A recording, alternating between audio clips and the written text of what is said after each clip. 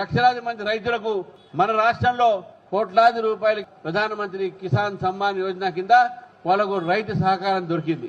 మరి ఈ రాష్ట్ర ప్రభుత్వం ఇంతవరకు రైతు బంధు గురించి మాట్లాడలేదు. మందమరి మున్సిపాలిటీ ఉన్నది. మన మందమరి మున్సిపాలిటీ ఇప్పుడు చెప్తా ఉన్నారు ఎన్నికలు అయితే గానీ ఇక్కడ పాలక వర్గం లేదు. ఒక ఐఏఎస్ ఆఫీసర్ ఇంకేరో గవర్నమెంట్ సర్వెంటో ఒక కమిషనర్ ద్వారా నడుపుతారని చెప్పేసి మరి అభివృద్ధి ఎట్లా అవుతుంది? ప్రజలు ఎక్కడ వాళ్ళు పోతారు? ప్రజల ప్రాతినిధ్యం ఎక్కడ ఉంది? అనేక ప్రజాస్వామ్యంలో ప్రజల ప్రాతినిధ్యం ముఖ్యము. కానీ ఈ యొక్క ప్రాంతంలో ఈ యొక్క మందమరిలో ఎన్నికలు జరిగినప్పుడు కూడా మీకు స్వయం పరిపాలన అవకాశం లేదంటే ఇది చాలా బాధాకరమైన విషయము.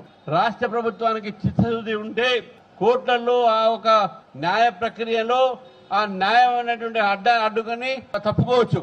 కానీ ఈ యొక్క కాంగ్రెస్ ప్రభుత్వానికి ఆ ఒక ఎన్నికలు జరగొద్దు, ఇక్కడ పాలక వర్గం ఉండొద్దు అనేటటువంటి ఆలోచన వాళ్ళకు ఉన్నట్టు ఇది మనకు స్పష్టంగా కనబడతా ఉంది.